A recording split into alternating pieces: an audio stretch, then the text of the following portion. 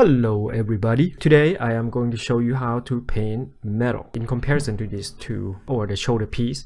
So this one is matte and the one on top is shinier. The shinier one has specular level because it bounced the light back, and this one absorbed the light. So that what's make the metal is the level of light that it could bounce back. Usually you will have to be able to render just a normal form.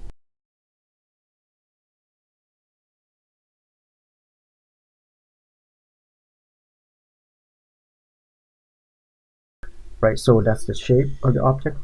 First, don't worry about the metal yet. Just try to render geometry shape.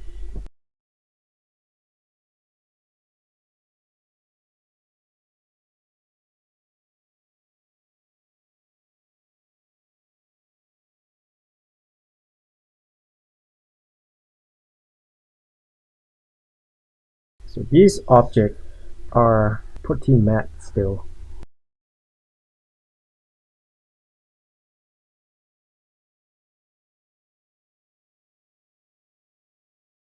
So that's a normal geometry shape. Pretty rough, but want to make this metal, you can have to increase the contrast. You can either use normal brush here, and then I'll show you how I usually do with texture brush.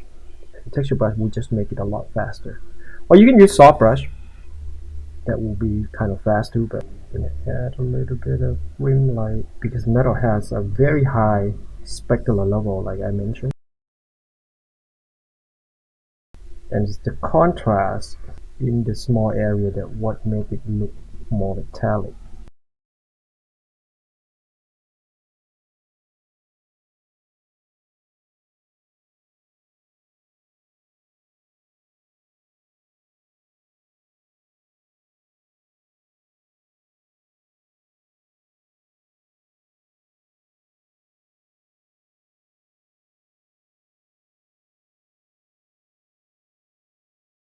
And you can use whatever lineage dodge to kind of help.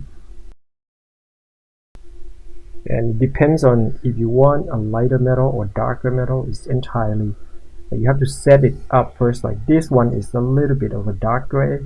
If you want a lighter metal, then you have to start your base off kind of lighter, and then just keep rendering. Make sure that your highlight stand out and strong. Right, so start off with a simple shape right there, and then you slowly increase the specular level, because if you can't make the geometry shape to look right, then chances are you have to learn how to make them to look correct first. Now in the last part I could add a bit of texture.